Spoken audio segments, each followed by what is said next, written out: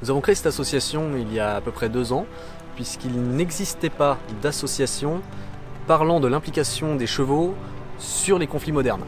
Donc notre zone d'action, c'est sur toute la Troisième République, c'est-à-dire de 1870 à 1940. On représente à peu près toutes ces périodes. Et il nous semblait important de faire ceci puisqu'il n'existait pas d'association. Il en existe énormément en médiéval, en Premier Empire, mais absolument rien sur les périodes modernes. Nous représentons ce week-end aux journées portes ouvertes du musée de Meaux l'aspect de l'artillerie.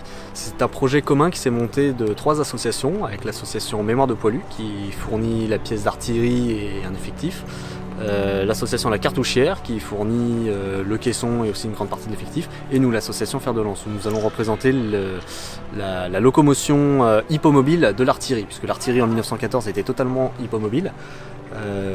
Nous représentons le 38e régiment d'artillerie de campagne qui était basé à Nîmes.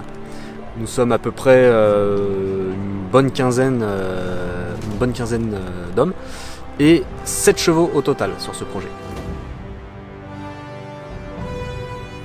Donc c'est quand même un travail énorme qu'on représente, puisque on représente 4 chevaux montés, un cheval attelé et 2 chevaux non montés, mais par contre harnachés. Donc tout l'harnachement est d'époque. C'est de l'harnachement spécial pour l'artillerie. Donc c'est un travail de recherche, c'est un travail d'acquisition, c'est un travail de tri, parce qu'il faut aussi, et puis de montage sur les chevaux. Donc c'est un travail énorme, plus les tenues, puisque aussi il n'y a pas que les chevaux qui sont entre guillemets habillés, les hommes aussi sont habillés, donc c'est un travail énorme, et c'est, je pense, la première fois qu'en France, un tel déploiement est fait, et en tout cas à Meaux, où est présentée l'artillerie montée avec un tel déploiement de chevaux.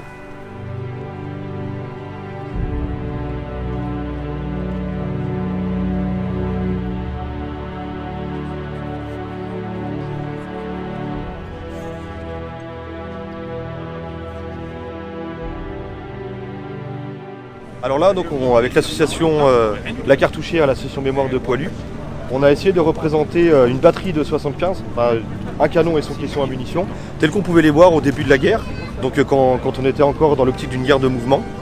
Donc on a refait les tenues, refabriqué le canon, le caisson, ces munitions pour pouvoir présenter un petit peu qu'est-ce qu'était le fer de lance de l'artillerie française au début de la guerre.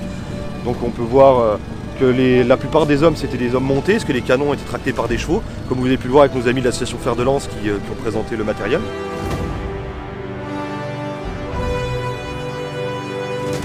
Donc moi je suis ce qu'on appelle un artilleur monté, parce que les canons et les caissons étaient essentiellement transportés par des chevaux. Et il a une tenue spécifique de cavalier, donc avec les guêtres en cuir pour pouvoir monter à cheval, une culotte de cavalerie.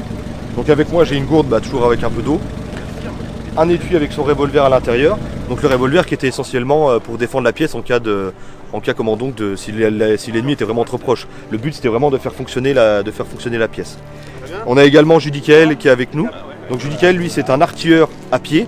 Alors non pas qu'il marchait à côté des canons, mais il était également sur les caissons, mais il n'avait pas une tenue de cavalier. Donc la différence majeure, c'est qu'il a un pantalon et des petits guêtrons comme l'infanterie. Alors on remarque qu'on a tous les deux les bandes rouges. Donc les bandes rouges, c'était les symboles de l'arme savante, comme qui était le génie et l'artillerie. Alors on remarque que Judicaël, lui, n'est pas équipé d'un pistolet. Il a un mousqueton, donc c'est une petite carabine. Et en fait, lui, il avait ça pour avoir une plus grande puissance de feu pour défendre la pièce. Mais c'est pareil, c'était dérisoire, il avait qu'une dizaine de cartouches avec lui. Donc c'était vraiment, le but, c'était vraiment que de servir la pièce. Mais ils avaient pas des grandes armes pour pouvoir quand même manipuler les canons.